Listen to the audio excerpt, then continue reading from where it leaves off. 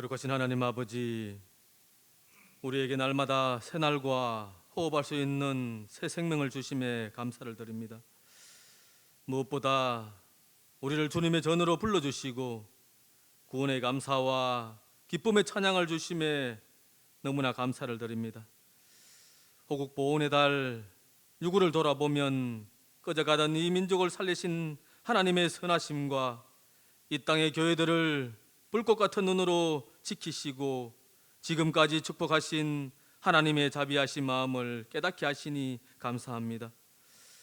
그렇지만 하나님, 이 땅에 6.25가 전쟁이 일어난 지 70년이라는 긴 세월이 흘렀건만 아직도 평화는 요원하고 전쟁의 공포에서 자유롭지 못하고 불안해하고 살아가고 있습니다. 지난 70주년 행사에서 참전용사 147구의 유해가 고국의 품으로 돌아왔습니다.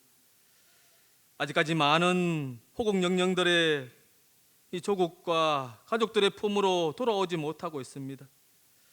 하루속히 돌아와서 이 나라의 자유민주주의를 위해 목숨 바쳐 지키는 이 땅에서 영원한 영웅으로 기억하고 기념하게 하시옵소서.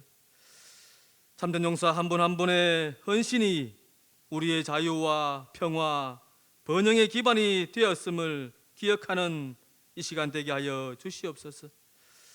사랑의 하나님, 아직까지 끝나지 않는 코로나19로 인해 우리의 마음들이 점점 메말라가고 있습니다. 더 나은 삶을 꿈꿔오며 달려왔던 희망의 빛이 점점 꺼져가고 있습니다. 어린이들은 미래를 잃어버렸고 젊은이들은 꿈을 잃어버렸습니다. 근로자들은 삶을 잃어버렸고 경영자는 열정을 잃어버렸습니다. 교회들은 사랑의 통로를 잃어버렸고 땅끝에 나가 있는 선교사님들은 복음의 문이 닫혀버렸습니다. 하나님, 이런 때에 하나님의 뜻이 어디에 있는지 저희들에게 가르쳐 주시옵소서. 남북으로 동서로 갈라진 이 민족이 회개해야 한다면 회개하게 하시고, 또 수많은 교파로 갈라진 이 땅의 교회들이 회개해야 되면 회개하게 하옵소서. 또 이 땅을 다스리는 유정자들이 지혜가 부족하면 지각에 뛰어나신 하나님의 지혜를 그들에게 허락해 주시옵소서. 특별히 지금 이 시대에 세우신 교회들 위해 함께 하셔서 사방이 막힌 듯한 이 상황에 주저앉지 말게 하시고 주의 길을 묵묵히 걸어갈 수 있는 힘과 용기를 하나님 허락해 주시옵소서. 주님이 세우신 교회에도 지금 주님의 뜻을 기다리는 일들이 우리 앞에 놓여 있습니다. 주님께서 함께하여 주시고 바른 길로 인도해 주시옵소서.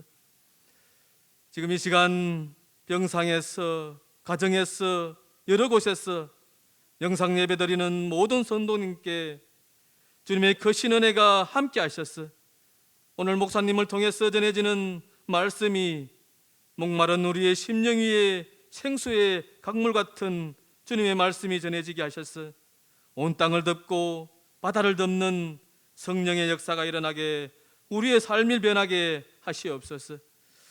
오늘도 예배를 위해 헌신하는 찬양대와 봉사자들 기억하여 주시고 하늘나라의 상급으로 가득 채워 주시옵소서. 주님의 선한 능력으로 일어나 이 땅의 회복과 교회를 위해 기도하는 모든 성도님들 위해 주님의 크신 복이 내리시길 원하고 바라오며, 우리를 사랑하시고 우리에게 세상을 이기되 넉넉히 이기는 능력을 주시는 예수 그리스도 이름 받들어 기도드리옵나이다.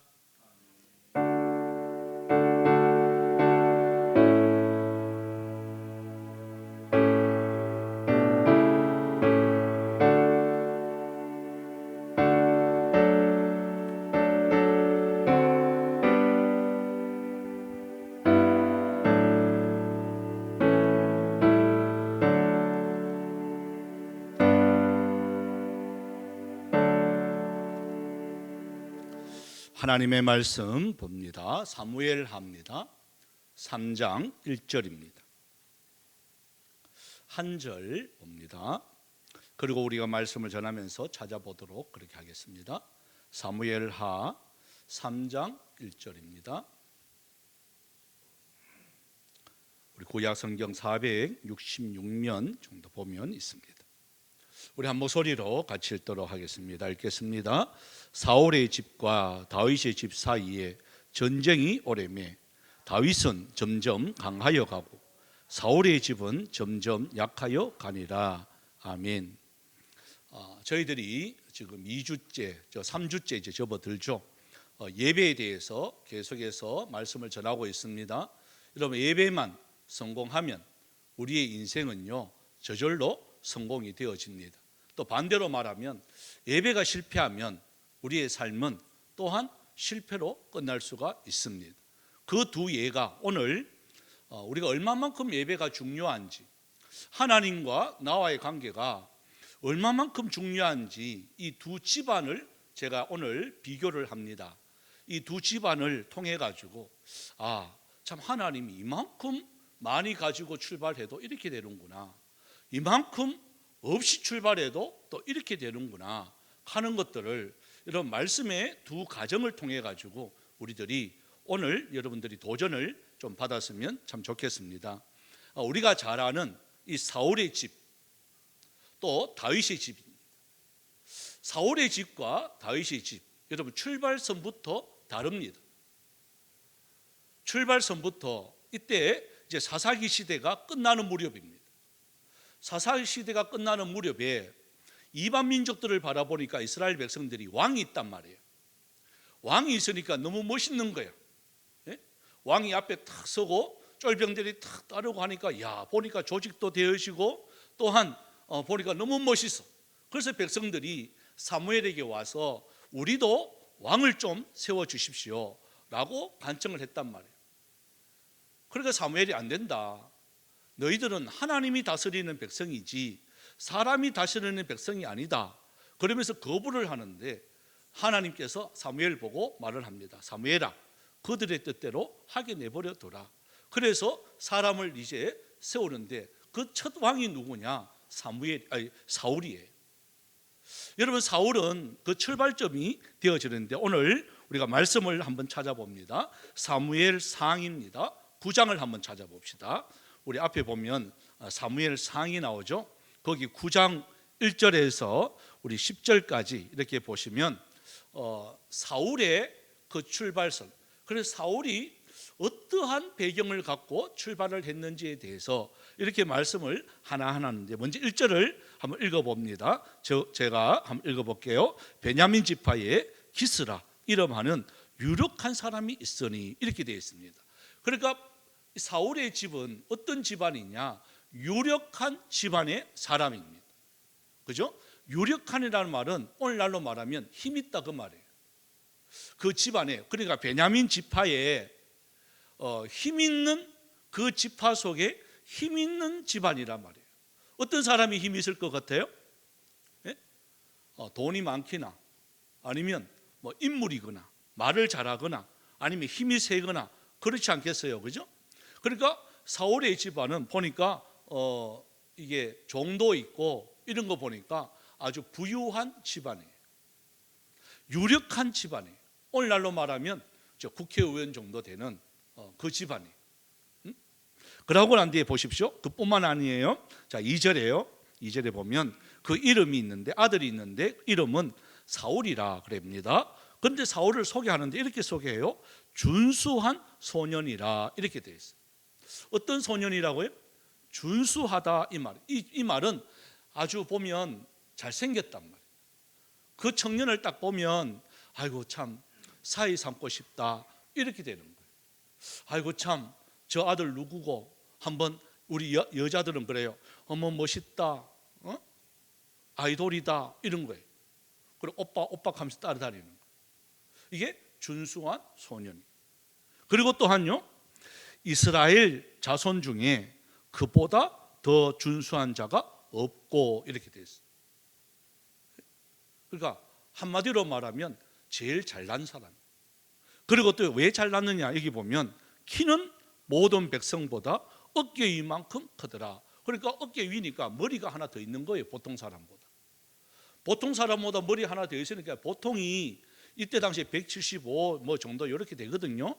그럼 머리 하나 더 있으니까 한 30cm가 더 큰 거예요. 그러면 사울의 키가, 그래서 우리 학자들이 예측하기를 사울의 키가 거의 한 2m 정도 되는 거예요. 커요, 안 커요? 지금도 2m 그러면 큰데, 여러분 이때 2m는요 상당히 아주 준수하죠. 오늘날로 말하면 진짜 쭉쭉빵빵이에요. 그냥 한마디로 봐도 이 외모에 사울은요 외모가 뛰어난 사람이에요. 또 그뿐만 아니에요. 3절 보세요. 3절에 보면 기스가 암나기를 잃어버렸어요.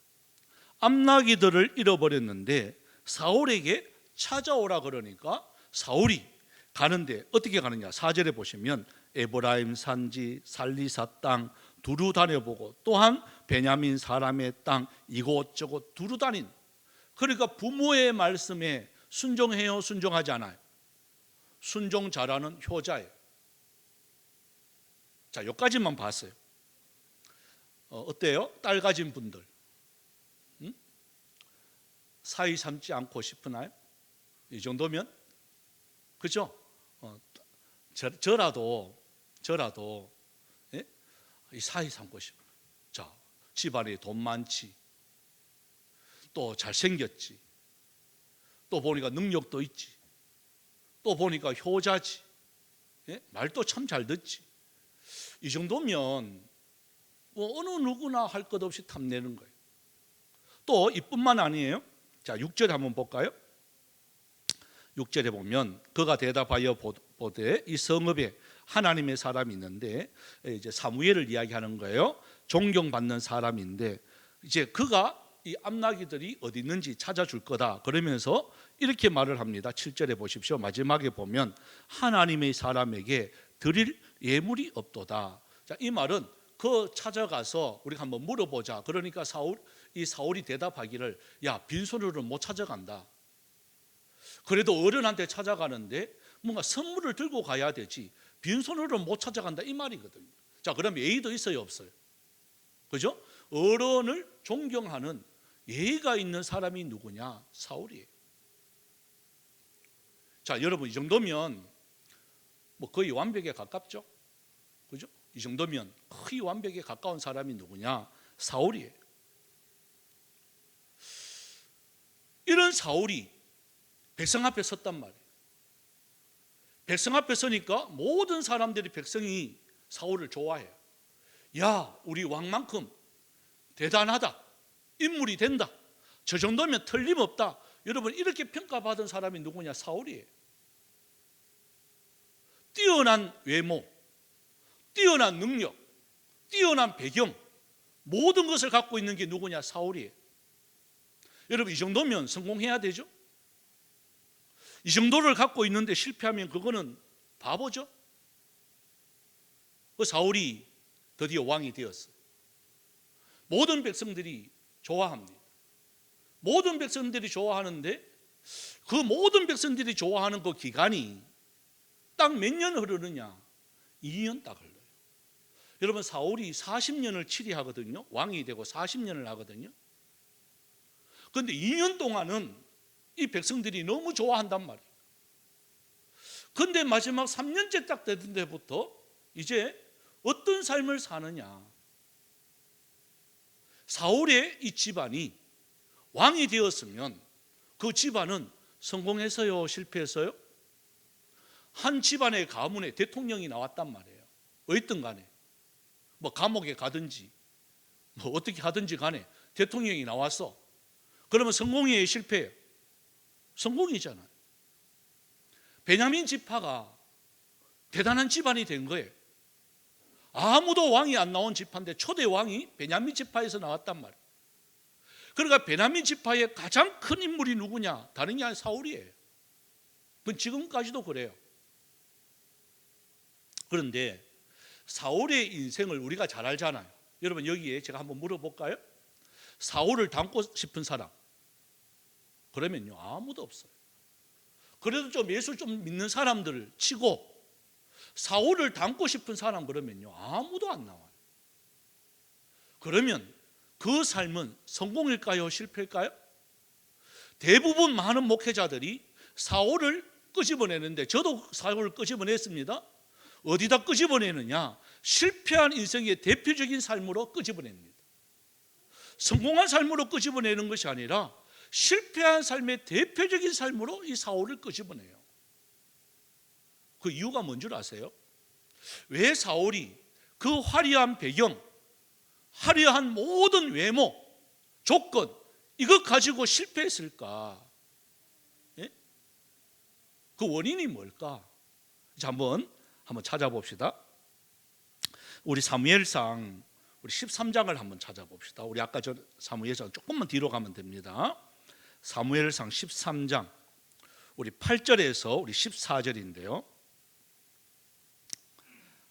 여기에 뭐가 나오느냐면 이제 블레셋과 전쟁이 일어났어요.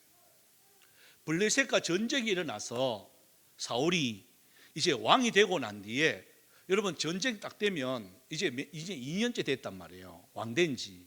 그러면 뭐 정과를 이렇게 세워야 되겠죠, 그죠? 백성한테 더욱 인정 받으려면. 그래서 블레셋과의 싸움에서 반드시 이겨야 되겠다. 이 막 사울에게는 열정이 막 충분한 거야.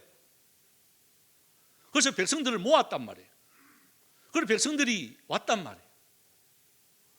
그때 사무엘이 기다려라. 내가 가야 하나님 앞에 번제를 드린다. 이때 당시에 이제 법칙이 그거예요. 무슨 일을 하기 전에 먼저 하나님 앞에 제단을 쌓고 그 다음에 일을 해요. 이게 철통처럼 지켰어요. 그러니까 기다리는데 며칠을 기다리느냐? 7일을 기다려요. 많이 기다렸어요? 안 기다렸어요? 네? 많이 기다렸죠. 7일 기다렸으면. 빨리 오면 참 좋은데 늦게 오니까 어떤 일이 벌어지느냐? 백성들의 마음이 뜨기 시작하는 거예요. 여러분 마음 먹었을 때 탁 해봐야 되는데 마음은 딱 먹었는데 왔는데 그게 흐지부지 되는 거야. 그러니까 백성들의 마음도 흐지부지 되는 거야. 그래서 눈치를 보고 도망가기 시작하는 거예요. 아이고 나는 가만보자. 나는 전쟁 빨리 하고 집에 가려고 그랬는데 자꾸 늦으니까 내 저 농사하다 왔는데 나 집에 갈란다. 그러면서 이렇게 하나 둘 빠져나가는 거예요. 그게 사울 눈에 이렇게 보이는 거야. 그러니까 마음이 어때요? 마음이 더 다급해지는 거예요. 그래서 사무엘이 와 안 오노? 네? 아마 전령도 안 보냈겠어요? 저쪽 가서 사무엘이 오는지 봐라. 왜 안 와나? 그러면서 애타게 기다리는 거예요. 그러다가 7일 되는 날 도저히 백성들이 흩어지니까 사울이 안 되겠다. 내가 하나님 앞에, 내가 왕이니까 뭐 하나님 앞에 번제 드려도 안 되겠나? 이 정도 기다렸으면 뭐 됐지 뭐. 얼만큼 기다리려고. 그리고 7일을 기다리다가 더 이상 못 기다려서 사울이 하나님 앞에 제단을 딱 쌓았어. 그때 참 이상하게 제단을 딱 쌓자마자 누가 오느냐? 사무엘이. 무슨 뭐 각본도 아니고 이 영화도 아니고 부부의 세계도 아니고, 예? 꼭 드라마처럼 딱 끝나니까 사무엘이 또 온단 말이에요. 기가 차요 안 차요? 사무엘이 보니까 기가 차는 거예요. 왕이에요. 왕의 할 일이 있고 제사장인 선지자가 할 일이 있는데 왕이 월권을 했습니다. 그러면서 사무엘이 화가 났어. 그래서 그때까지는 그래도 뭐 그 정도까지만 해도 용서를 합니다. 이 덮어 넘어가요. 자, 그 다음에 또 한 사건이 벌어지는데 한번 15장을 한번 넘어가 봅시다. 15장 10절에서 우리 31절까지 보면, 자, 두 번째 이제 전쟁이 벌어져요. 이번에는 또 암말렉이에요. 항상 블레셋과 암말렉은 항상 따라옵니다. 이게 뭘 가리키느냐? 항상 세상에 도전이 있단 말이에요. 이스라엘이 가는 곳에는요, 항상 블레셋과 암말렉과 같은 이러한 자들이 자꾸 도전을 하고 시비를 겁니다. 그러니까 암말렉이 또 이스라엘을 쳐들어옵니다. 이제 대치하고 있습니다. 그때 사무엘이 사울에게 말을 합니다. 왕이요. 요번에도 하나님이 승리하게 할 건데, 근데 요번에는 암말렉의 그 적군을 남자든 여자든 노인이든 어린아이든 짐승이든지 간에 숨 쉬는 것, 움직이는 것은 다 멸해야 됩니다. 이렇게 딱 이야기합니다. 그때 사울 왕이 알았습니다. 자, 이건 하나님의 명령입니다. 반드시 이렇게 해야 됩니다. 그랬어요. 그때 사울이 알았습니다. 그랬어요. 그래서 전쟁을 했어요. 이겼어요. 근데 막상 다 죽이려고 하니까 아까운 게 있는 거야. 네? 그래서 좋은 것을 이렇게 남겨놨어. 왜냐하면 이때 이제 이해는 가요. 왕으로서 전시에서 승리를 하면 그 수고한 사람들에게 전시품을 나눠주는 게 그때 당시에 이런 모든 일들이에요. 자, 그러면 왕이 되었는데 백성들이 왕을 위해서 충성했단 말이에요. 그런데 전쟁에 이겼는데도 불구하고 맨손으로 가라 그러면 다음에 나오겠단 말이에요. 그죠? 그래서 손에 뭐 하나 쥐주려고 이렇게 남겨놨단 말이에요. 근데 마침 사무엘이 왔어요. 딱 오는데 한쪽에서 이 짐승들이 이게 말이지 예의도 없이 음맥하고 송아지는 송아지 소리 내고 염소는 염소 소리 내고 이런단 말이에요. 그러니까 사무엘이 이게 무슨 소리냐고, 왜 짐승 소리가 들리느냐고, 분명히 내가 말했잖냐고, 다 죽이라고. 그런데 어떻게 살아남았느냐고. 그런데 사울이 핑계를 댑니다. 무슨 핑계를 대느냐, 사실은 그게 아닌데 들켰으니까 그래도 이 말을 해요. 내가 전쟁을 하다가 너무 이게 송아지도 좋고 양도 너무 좋아, 너무 좋은 걸 보니까 하나님이 생각이 났어. 그러니까 하나님께 이거 바치려고 내가 이걸 살려가 정말 애먹었다고, 이까지 가오는 거 정말 애먹었다고. 그래서 이렇게 모셔놨다고. 누구한테 드리려고? 하나님께 드리려고 모셔놨다고. 이 말 하는 거예요. 여러분, 어떻게 보면 이게 우리의 생각으로 신앙생활을 하는 거죠. 아마 이걸 하나님이 좋아하실 거야, 무조건 좋은 거 드리면 좋아하실 거야. 이게 우리 생각이잖아. 이게 사울 생각이잖아. 근데 여러분, 하나님은 그거 받아가 베푸는 하나님이 아니에요. 우리가 드리는 헌금 많이 드리면 좋고 작게 드리면 하나님이 기분 나빠하시고, 여러분, 그런 째짠 하나님이 아니에요. 하나님은 어떤 하나님이냐? 그래서 사무엘이 화가 나가지고 우리가 너무나도 잘 아는 이 말씀을 하잖아요. 순종이 제사보다 낫고 듣는 것이 수양의 기름보다 낫다. 이 말은 아무리 큰 예물 드리는 것보다 하나님이 기뻐 받으시는 예배는 어떤 예배냐? 순종하는 예배라, 그 말이에요. 여러분, 정말 하나님이 기뻐하는 예배는 어떤 예배냐? 다른 거 아니에요. 이 날이 하나님 앞에 예배하는 날인 줄 알고 세상의 어떤 것보다 이게 우선순위 되어서 하나님 앞에 예배하는 그 자를 하나님이 기뻐하시는 거예요. 우리 생각에는 막 이렇게 예배 나 좀 해도 하나님께 큰 예물 드리고 하나님이 기념될 만한 막 큰 거 하나 드리면 우리 사람들에게는 막 존경받잖아요. 저도 그래요. 어떤 분이 벤츠 막 S500 타고 왔어. 그 어떤 사람은 지금 그게 나오나 안 나오나 모르겠다만 티코 타고 왔어. 예? 티코 타고 온 사람하고 벤츠 500 타고 온 사람하고 제가요 똑같이 해야 되는데 똑같이 될까요, 안 될까요? 예? 그래도 된다고 해줘야 이 맞는데. 예? 근데 인간인지라 왠지 더 관심이 갈 수밖에 없는 게 그런 사람이더라고요, 솔직하게. 근데 이게 우리의 착각이란 말이에요.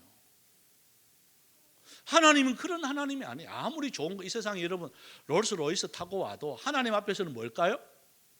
여러분, 이 땅에 1층에 사는 거나요 100층 위에 사는 거나 하늘에 비행기 타고 올라가 보세요. 전부 다 땅이 붙어 있어요. 그게 그거예요. 이 땅에서는 와 크다 높다 뭐 좋다 이하지만 하늘에 딱 올라가면 전부 다 비닐바 그냥 땅에 그냥 붙어 있는 거예요. 그냥 아무것도 아니에요. 아무리 큰 차 뭐 타고 다니는데 해도 위에 가면요 안 보여요. 그거 그냥 움직이는 기지. 우리의 시각으로 판단하지 마시라는 거예요. 사울이 자기의 생각으로 하나님을 판단하는 거예요. 그러니까 결정적인 순간에 하나님의 말씀에 대해서 2번이나 거절당합니다. 여러분 이때 사무엘이 돌아가면서 딱 한마디 합니다. 이제 하나님이 사울 왕 당신을 버렸습니다. 여러분 여기에 왕이 된 지 딱 2년째 되는 해예요. 그러면 나머지 38년은 어떻게 살았을까요? 나머지 38년은 하나님을 믿기는 믿겠죠. 자기는 하나님을 신봉한다고 해요. 하지만 하나님 없는 삶, 그래서 하나님을 믿는 척하는 그런 삶을 38년 동안 살았으니까 사울이 여러분 얼마나 괴로웠겠단 말이에요. 그래서 누구를 찾아가요? 너무나도 영혼이 괴로우니까 하나님과 나와의 관계가 바로 되면 참 우리가 즐거운데 영혼이 괴로우니까 왕이 되었음에도 불구하고 잠을 못 자는 거예요. 그래서 신접한 여인을 찾아가요. 그게 오늘날로 말하면 무당이에요. 무당을 막 찾아가기 시작하는 거예요. 그리고 또 앞에 보면 막 예언도 막 합니다. 사울이 예언도 막 합니다. 그런데 그 예언이 참된 예언이냐? 아니에요. 그래서 많은 사람들이 그래 사울도 선지자 중에 한 사람이냐? 예언을 막 하니까. 여러분 우리가 착각하면 안 됩니다. 교회 안에서도 막 그런 일들이 벌어집니다. 그래서 결국은 오늘 본문으로 와서 이런 삶을 사니까 사울의 집은 어떻게 될까요? 점점 왕임에도 불구하고 그 막강한 배경을 갖고 있는 사울의 그 집이 점점 약하여지기 시작합니다. 하나님을 떠난 삶이 왕임에도 불구하고 점점 쇠약해지기 시작합니다. 그 결과가요 이제 오늘 본문이에요. 사울이 길보아 전투에서 죽습니다. 죽고 난 뒤에 그 아들이 이제 왕이 되는데 그 아들의 이름이 이제 그 밑에 보시면 오늘 본문의 밑으로 이렇게 쭉 보시면 이스보셋이라고 왕이 되어집니다. 그런데 벌써 다윗은 하나님이 그 2년 뒤에 다윗에게 찾아가서 너 기름을 부어라 그랬단 말이에요. 그러니까 다윗은 헤브론에서 이제 작게 한 성을 차지하면서 거기에서 왕의 역할을 합니다. 그러다가 이스보셋의 그러니까 사울의 아들들 이스보셋이 약하니까 군사들이 보고 자꾸 어디로 도망가느냐? 다윗이 있는 헤브론 쪽으로 자꾸 탈출합니다. 그러니까 그걸 누가 보고 있느냐? 그 군대 장관 이스보셋의 군대 장관 아브넬이라고 있는데요. 이 아브넬이 장군이에요. 실권자예요. 오늘날로 말하면 이스보셋은 힘이 없어요. 그러니까 장군이 자기가 힘이 있다고 이제 군사들을 통솔하기 시작합니다. 이제 탈영하면 안 돼. 그러면서 강력하게 모든 군대를 장악합니다. 그리고 왕을 세워놨는 이 이스보셋은 허수아비가 됩니다.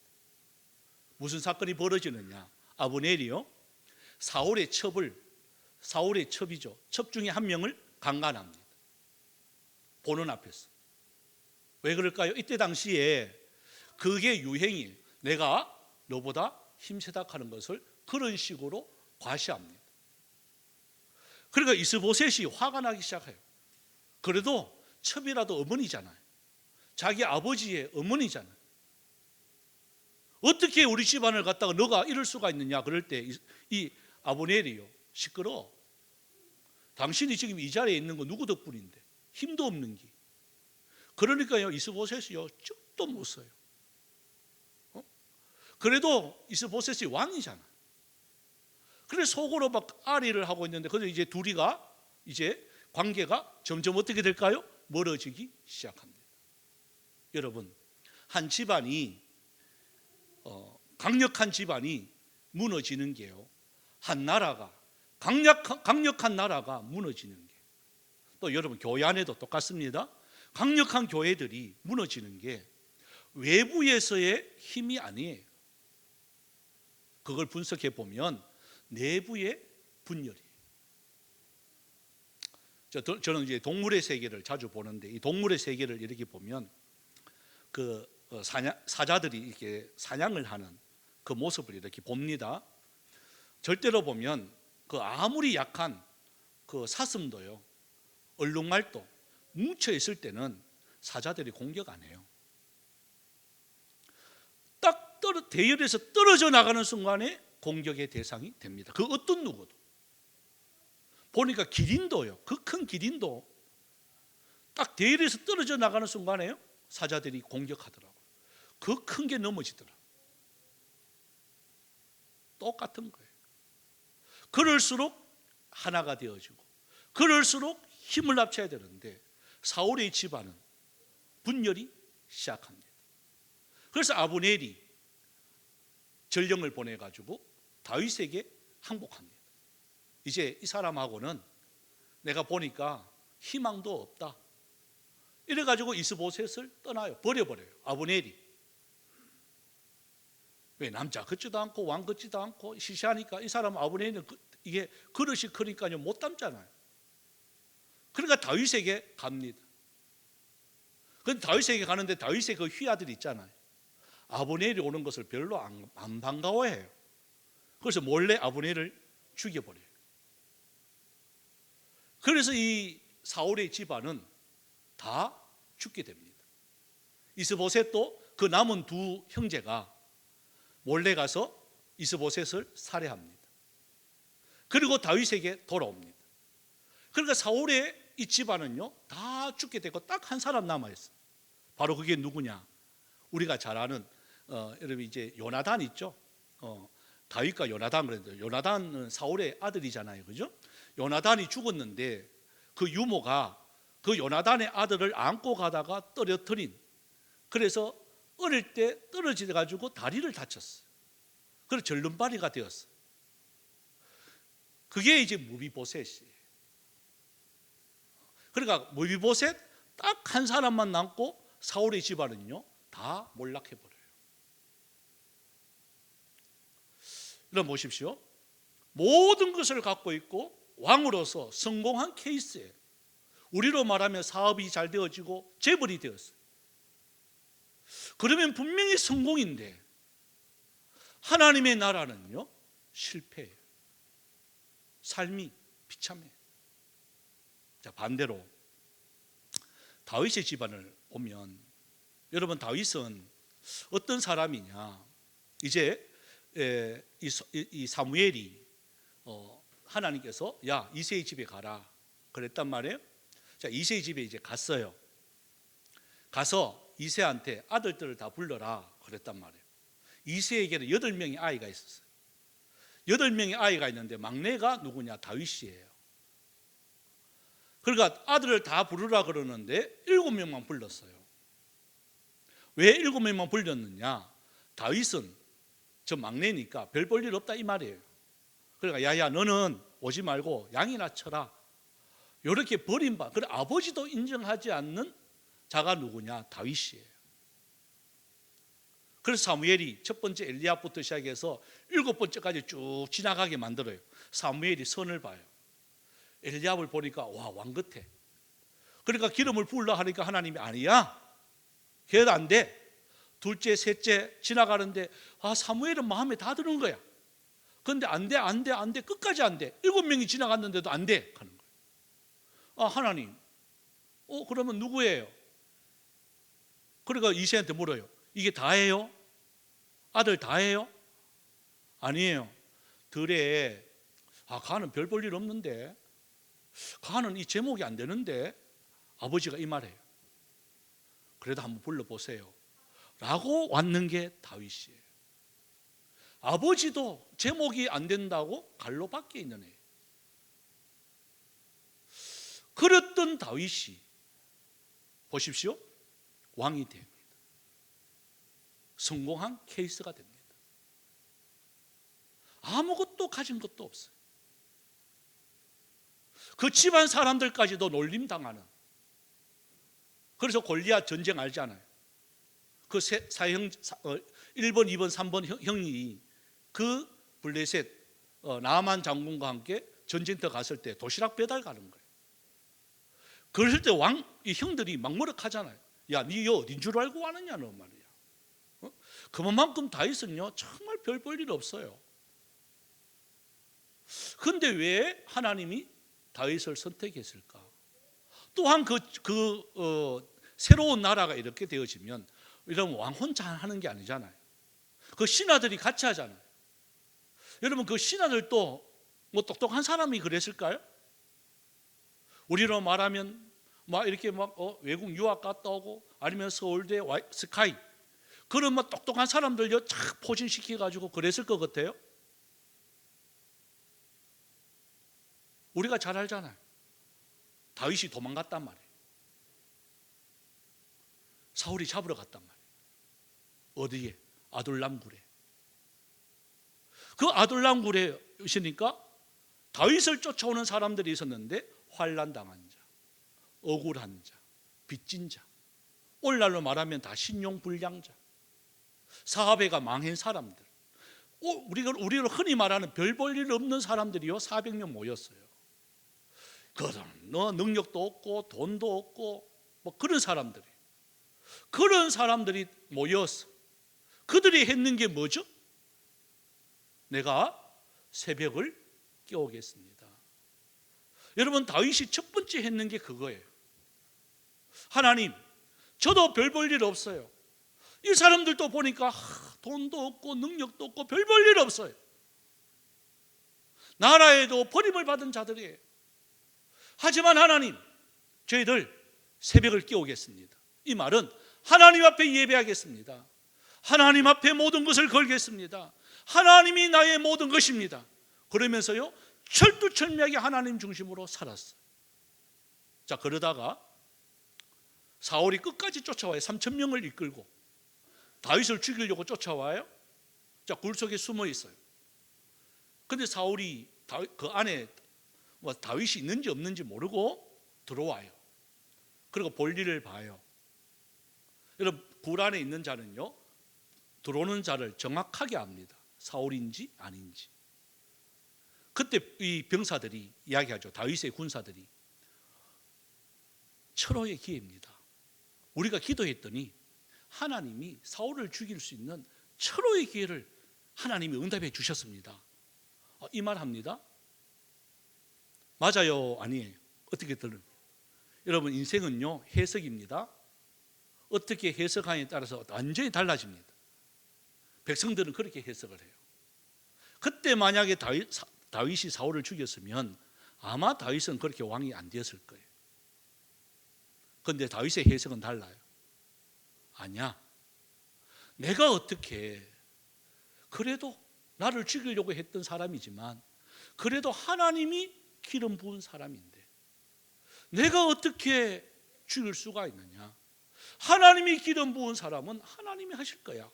여러분 이게 하나님의 마음에 맞은 사람이에요. 그래서 몰래 가서 뒤로 가서 사울의 옷자락을 칼로 베는데 여러분 그것도 양심에 꺼리끼는 거예요. 그것도 양심에 꺼리끼가 조금 베어요. 그래서 사울이 볼일을 보고 나갈 때에 저 멀리 있을 때 다윗이 소리를 지릅니다. 왕이요. 사울이 깜짝 놀라요. 아니 다윗이 터 있는 거예요. 왕이요. 그러면서 손에는 자기 옷을 탁 보여주는 거예요. 왕이요. 내가 얼마든지 죽일 수가 있었지만 왕이기 때문에 하나님의 기름 부은 사람이기 때문에 제가 손을 못 대겠습니다. 그럴 때 사울이 그 말에 감동을 받아요. 엉엉 울면서 아들아, 아들아, 다윗 아들아. 왜? 사위니까요. 내가 다시는 그런 안 할게. 해놔놓고 사울을 또 죽이려고 하거든요, 다윗을. 여러분, 그게 다윗의 마음이 하나님의 마음에 딱 맞는 게 바로 그거라는 거예요. 자, 첫 번째가요, 하나님 앞에 새벽을 깨우겠습니다 했던 그 관계.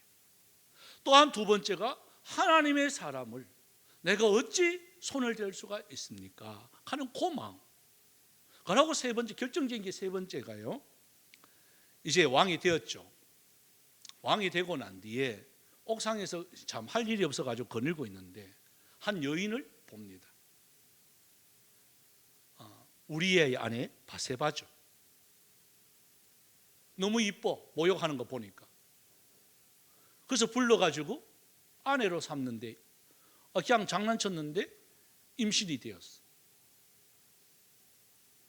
그때 아이를 놓습니다. 우리아를 합방시키려고 보냈는데 우리아가 말을 안 듣고 다시 전쟁터로 가가 결국은 우리아가 죽게 돼요.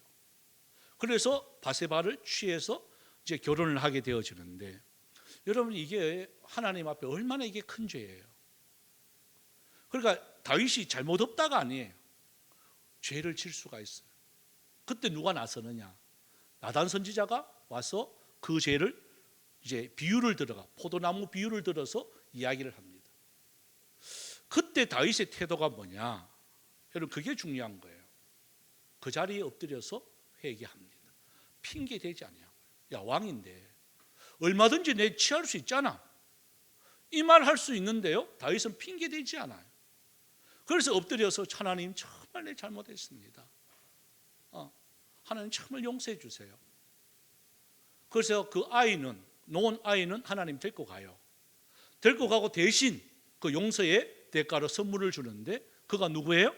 바로 솔로몬이잖아요. 여러분, 이게 하나님의 역사입니다. 그래서 저와 여러분들이 왜 이렇게 성공할 수밖에 없느냐? 오늘 이제 본문 밑으로 쭉 이야기 들어보면 거기에 다윗의 이제 6명의 아내들이 쭉 기록이 되어 있어요. 사실은 이거보다 더 많아요. 전략적으로 이렇게 해요. 근데 세 번째 이렇게 보시면 이 그술 왕 달메의 딸 마하가의 이게 이제 아들하고 이제 딸하고 이제 결혼을 하는데, 이제 이게 이방 여인이거든요. 여기서 나온 아이가 누구냐면 압살롬이에요. 아시겠죠? 다윗이 그래서 그 취한 결과는 압살롬을 통해 가지고 전쟁이 일어나잖아요. 그래서 압살롬한테 피해 가지고 도망 다니잖아요. 그 죄의 대가는요, 하나님이 반드시 치게 합니다. 그런데 이 자녀들을 이렇게 기록한 것은 바로 뭐냐? 이때 가장 큰 복은 자녀의 왕성한 그 숫자예요. 징계하려고 기록한 것이 아니라 하나님이 함께하고 하나님 중심이고 예배 중심인 자에게는 내가 별 볼 일 없는 사람이라 할지라도 이렇게 복을 준다 하는 것을 여기서 그대로 우리에게 보여주고 있는 거예요. 여러분, 똑같습니다. 오늘 저와 여러분이 여러 가지 코로나19 때문에 제대로 예배 드릴 수가 없는 그런 환경에 있는가 합니다. 그럼에도 불구하고 다윗처럼 여러분, 그 아둘람 굴에서 무슨 예배를 드릴 수가 있겠나요? 그죠? 그럼에도 불구하고 하나님 앞에 내가 새벽을 깨우겠습니다. 내 마음이 확정되었습니다. 저 이제 하나님 앞에 바로 예배 드리겠습니다. 여러분, 이 고백이 뭐가 되어지느냐? 성군이 되어지게 됩니다. 오늘날도 똑같습니다. 여러분이 어떠한 위치에 있든지 어떠한 여건에 있든지 그거 상관치 아니하고 가장 중요한 건 나와 하나님과의 관계예요. 나와 하나님 관계가 제대로 되어지면요, 별 볼 일 없고 환난당한 자, 빚진 자, 억울한 자, 신용불량이 되고 참 깜깜하고 아무리 닫혀있는 그러한 길이 있다 할지라도 여러분, 하나님과의 관계만 바로 회복되어지면 하나님이 하늘문을 열어주실 줄 믿습니다. 바로 그거예요. 우리에게 보여주고 있는 바로 그거예요. 그래서 예배가 중요하다 하는 게 바로 그거예요. 예배가 왜 회복되어야 되느냐? 바로 그겁니다. 예배로 통해서 우리의 모든 길이 열리게 되어 있어요. 예배로 통해서. 다른 거 아니에요. 여러분들이 무슨 일을 할 수가 있겠어요? 여러분 직장에서 무슨 일을 할 수가 있겠어요? 하나님의 일들을 여러분 거기서 할 수가 있겠어요? 가정에서 여러분 하나님의 일들을 할 수가 있겠어요? 아니에요. 여러분 삶 자체 속에서 이게 우리 용어만 제대로 되어지면 삶 자체 속에서 일어나는 모든 일에 여러분 하나님이 길을 열어주시는 거예요. 그 하나님을 체험하시길 바랍니다. 그래서 우리가 이 찬양을 좀 드렸으면 좋겠어요. 오늘 사실은 한 3곡인데 시간을 가서요 우리 이 찬양 우리 합시다. 내 마음에 주를 향한 사랑이, 나의 말엔 주가 주신 진리를, 나의 눈에 주의 눈물 채워 주시옵소서. 그리고 순교자의 삶, 십자가의 길, 저 조롱하는 소리가 있다 할지라도, 세상이 우리를 유혹한다 할지라도 주의 순결한 신부가 되기를 원합니다. 이 찬양입니다. 우리 신앙의 고백이 되어지고, 또한 이러한 다윗과 같은 삶 속에서 하나님 나의 속에 주의 눈물로 채워 주시옵소서. 이 찬양 드립니다.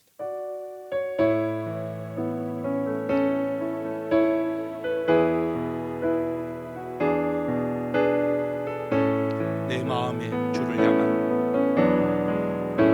마음에 주를 향한 사랑이, 나의 말엔 주가 주신 진리로, 나의 눈에 주의 눈물 채워 주소서.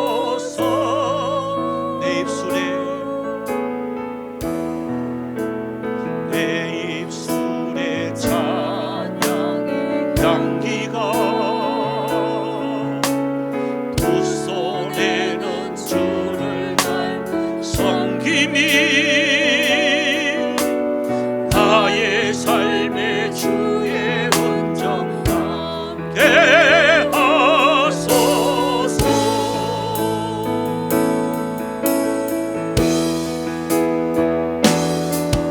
하나님의 사랑이 영원히 함께하리, 십자가의 길을 걷는 자에게, 아멘. 순교자의 삶을 사는 이에게,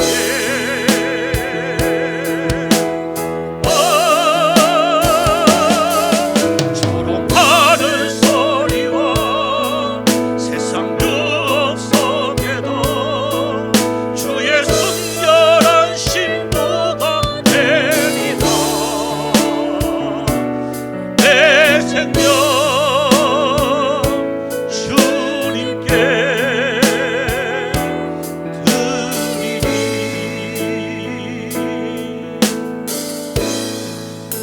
슬픈 마음이 있는 자, 몸마음 병든 자, 누구든지 부르시오. 예수 이름 부르시오. 그 이름을 믿는 자, 그 이름을 부르는 자, 그가 어떤 사람이든 예수,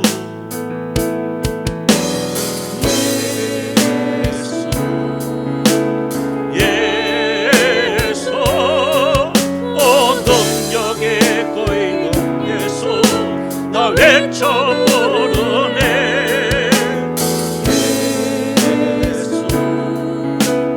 예수, 오 구원의 그 이름 예수, 나 외쳐 부르네. 예수 그리스도, 은과 금 내게 없어도 내게 없으나 나 가진 건 내게 주니, 능력의 이름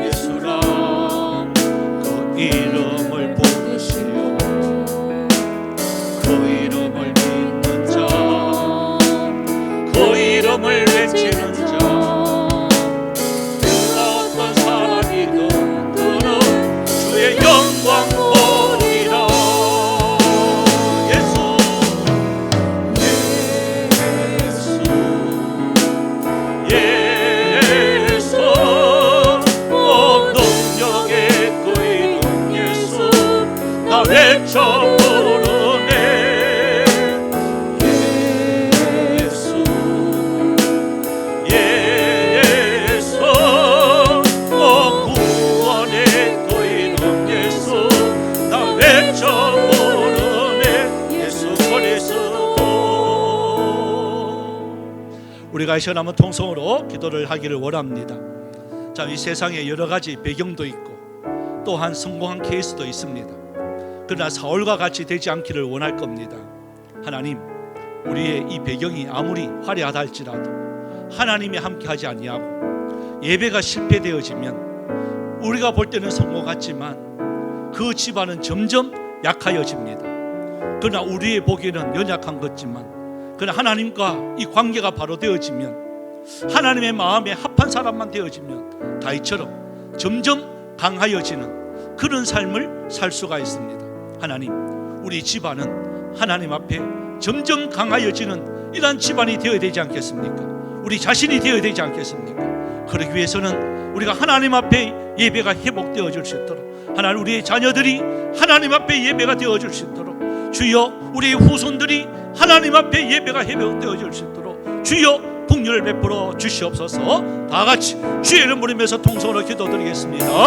주여, 주여, 주여. 살아계신 하나님, 은혜와 사랑 감사합니다.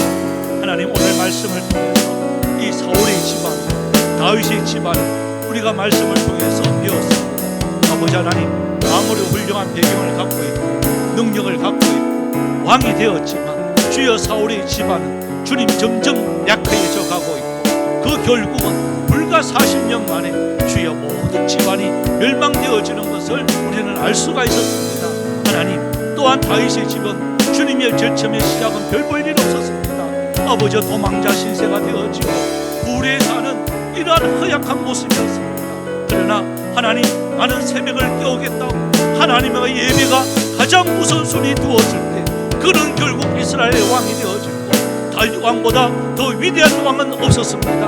하나님, 이것이 우리가 말씀을 통해서 배운 결론입니다. 하나님이여, 우리에게도 주는 교훈이 분명합니다. 하나님, 이 땅에 여러 가지 일들을 만날 때 있습니다. 하나님과 예배가 곧 우리의 성공인 줄 알고 하나님과 관계가 곧 성공인 줄 알고 어떤 경우에라도 하나님, 이 예배가 성공되어지게 하여 주옵소서. 예배로 승리케 하여 주시옵소서. 하나님의 예배의 자리에 핑계되지 않게 하여 주시옵시고 예배가 우선순위 되어줄 수 있는 은혜가 있게 하여 주옵소서. 그러면 별 볼 일 없어도 하나님이여 반드시 다윗왕처럼 주님 하나님의 놀라운 은혜가 있는 줄 압니다. 사방에 우구삼을 사는 안이 있다 할지라도 거꾸로 트림을 당하는 안이 있다 할지라도 우리들 속에는 하늘문이 열려있음을 믿습니다. 주여, 하나님과 예배로 통하여서 하늘문을 열어주시옵시고 주님께서 공급해주는 힘으로 이 세상을 지배하며 정복하며 다스릴 수 있는 놀라운 권능들 주여 회복하여 주시옵소서. 참 좋으신 하나님, 오늘 예배가 얼마나만큼 소중한지 이 두 가정을 통해서 우리가 알았습니다.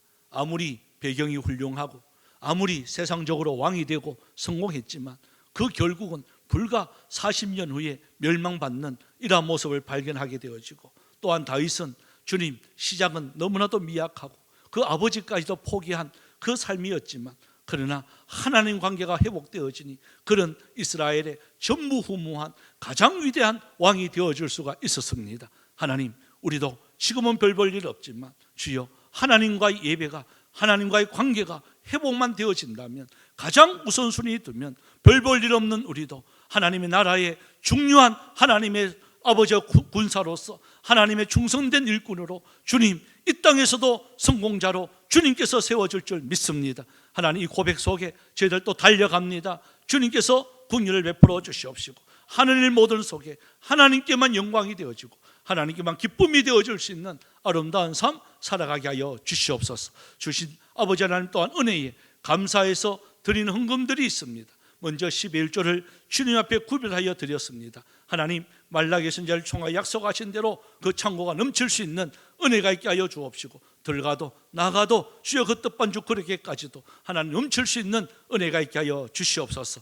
또한 아버지 하나님 앞에 감사해서 드리는 헌금들이 있습니다. 하나님, 또한 6월 한 달 지켜주심에 감사를 드리고 또 하나님 은혜 감사드리고 또 아버지 또 가족들과 좋은 시간 보내게 해주셔서 또 감사를 드렸습니다. 또 사랑하는 가족들 6월 한 달 건강 지켜주셔서 감사드립니다. 하나님 은혜에 감사드렸습니다. 하나님 은혜에 감사드립니다. 하나님 드리는 손길들 복되게 하여 주시옵시고 그 내용대로 하나하나 이루어질 수 있는 은혜도 있게 하여 주시옵소서. 또한 선교 헌금으로, 장학 헌금으로, 건축 헌금으로 주님 앞에 드렸습니다. 또 마음의 소원을 두며 1,000번째로 주님 앞에 드렸습니다. 주일 헌금으로 드렸습니다. 하나님 또 교회를 위해서 또한 이름도 없이 빛도 없이 수고하는 흘리는 땀방울들 많습니다. 하나님 그 각 분야에 최선을 다할 때 하나님의 놀라운 은혜 역사들이 주여 삶의 현장 속에서도 나타나게 하여 주시옵시고 또한 우리 해외에 나가 있는 우리 성도사님들 주님 목숨 걸고 나갔습니다. 주여 함께 하여 주시옵시고 오가는 소식들이 승리의 소식들로만 충만케 하여 주옵소서. 또 국문과 학문으로 또한 여러 가지 사정으로 나가 있는 우리 성도들이 있습니다. 하나님 또한 영상으로 드리는 곳곳에도 주님께서 함께하여 주옵시고 다음 주일날 우리 맥주 감사주일로 지키는데 이 자리에 모여 하나님께 기쁨의 제사 마음껏 올려드릴 수 있는 은혜가 있게 하여 주시옵소서. 감사드리옵고 살아계신 예수님의 이름으로 기도드리옵나이다. 아멘. 광고 말씀 드립니다. 주보 여러분 참조해 주시길 바랍니다. 우리 6월달 계속해서 이제 우리 코로나19 때문에 여러 가지 사정도 있었는데 아마 7월달까지도 계속해서 이어질 것 같습니다. 이게 꼭 없어지는 것 같이 있다가 지금 수도권을 중심으로 해서 점점 이렇게 확산되어지는 것을 또 바라볼 수가 있습니다. 그래서 여러분 계속해서 우리 또 주의해야 될 것은 우리가 또 주의하고 조심해야 될 것은 또 조심해야 될 것 같습니다. 또 오늘 우리 종교인 예배 회복의 날로 우리가 정해서 했는데 그래도 몇 가정 이렇게 새로 오셔서 또 감사를 드리고 앞으로 우리 더욱더 예배가 제대로 회복만 되어지면 우리들 속에 하나님께서 계속해서 우리 교회를 통해서 역사할 줄 믿습니다. 또 우리 다음 주일입니다. 우리 맥주 감사주일로 드려지게 되어집니다. 여러분 우리가 이 절기는요 이스라엘 백성들도 나갔던 사람들도 다 돌아오는 날이 이 절기입니다. 그래서 절기만큼은 하나님 앞에 최선을 다해서 드릴 수 있는 저희들이 되었으면 참 좋겠습니다. 우리 이제 우리 7월 19일 날 우리 공동회의를 하는데요. 우리 장로, 권사, 안수집사 이렇게 뽑습니다. 이제 선택을 하는데 아마 이제 막 뽑는 것이 아니라 먼저 제가 원하는 것은 자원하는 심령입니다. 꼭 기쁨으로 자원을 해서 하나님께 충성하겠습니다 하시는 그런 지원서가 있습니다. 그래서 뒤에 보시면 비치해 놨는데요. 꼭 지원서를 우리 7월 12일 둘째 주일까지 제출해 주시면 고맙겠습니다. 그러면 거기에 보면 내용에 보면 무흠 5년 이렇게 되어 있는데 그 무흠 5년이라는 말은 무슨 말이냐면 세상적인 법정에 이렇게 전과가 없는 걸 이야기합니다. 아시겠죠? 그래서 뭐 이걸 갖고 아이고야 이거 뭐 아무 죄도 없다 이게 아니라 세상의 법정이나 교회 법에 이렇게 징계를 받거나 아니면 뭐 징역을 살거나 그런 거 없는. 그래서 우리 교회는 그런 거 없는데 혹시 그것도 오해할까봐 제가 설명을 드리는 거예요. 무흠하니까 다른 쪽으로 이렇게 생각하시는 분들이 있을까봐 제가 설명을 드립니다. 거기에 이름을 써서 지원해 주시면 고맙겠습니다. 또 정무모사 장로 기도회가 조금 걱정은 됩니다만은 대명 비발디 파크 홍천인데요. 여기서 우리 내일부터 수요일까지 기도회가 이제 있습니다. 아마 전국에서 한 2,000명 정도 이렇게 모였는데 저도 뭐 안 가고 싶은데 우리 노회 또 임원이라서 화요일 날 간담회가 있어요. 우리 노회 문제 때문에 우리 총회 임원하고 간담회가 있어서 할 수 없이 참석하게 되어집니다. 단 이제 하고 저는 내려올 겁니다. 그래서 월화 이렇게 제가 참석을 할 건데 아마 화요일 날 조금 늦게 내려오지 않겠는가 이렇게 싶습니다. 그래서 우리 죄송하지만 화요일 날 새벽은 이제 개인 자유롭게 새벽 기도를 하셔야 됩니다. 월요일 날 수요일 날은 합니다. 화요일 날만 그렇게 해주시면 고맙겠습니다. 예, 감사합니다. 우리 다 같이 우리 일어나셨어요. 오늘 이 하루도 우리 찬양 후 축도로 마치겠습니다.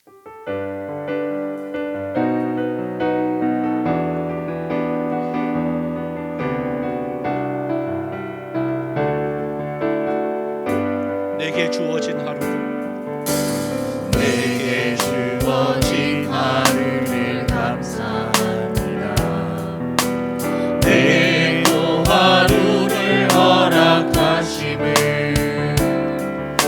하루도 헛되이 보내지 않으며 살기 원합니다. 이런 은총 받을 만한 자격 없지만 주의 인자하심이 믿음으로 이 하루도 내게 주어졌음이 나여 감사드립니다. 이 하루도 정직하게 하소서. 이 하루도 친절하게 하소서. 내가 만나는 모든 사람들에게 자비를 베풀게 하소서. 이 하루도 온유하게 하소서. 이 하루도 겸손하게 하소서. 나의 걸음을 지치게 만드는 이들에게 용서를 베풀게 하소서. 내게 주어진 하루를 감사합니다. 내게 또 하루를 허락하심을 즐거운 일이든 혹 슬픈 일이든 감사드립니다. 비록 이 하루가 나를 울린다 해도 원망에만 품지 않을 이유는 나의 주님이 모든 일을 주관하셔서 선을 이루심이라. 이 하루도 평화롭게 하소서. 이 하루도 강건하게 하소서. 엄한 폭풍이 몰아치는 중에도 평강을 누리게 하소서. 이 하루도 성실하게 하소서. 이 하루도 순종하게 하소서. 나의 마음을 아프게 만든 이들에게 은총을 베풀게 하소서. 나의 마음을 아프게 만드는 나의 마음을 아프게 만든 이들에게 은총을 베풀게 하소서. 나의 마음을 아프게 만드는 나의 마음을 아프게 만든 이들에게 행복을 베풀게 하소서. 지금은 우리 주 예수 그리스도의 은혜와 하나님 아버지의 놀라우신 사랑하심과 성령님의 위로교통 충만 역사하심이 다윗의 집처럼 하나님 앞에 예배의 성공으로 점점 강하여지길 원하는 사랑하는 주의 백성들 머리 위에, 가정 위에, 직장 위에, 모든 자녀들 위에 이제로부터 영원토록 항상 함께 있을지어다. 아멘.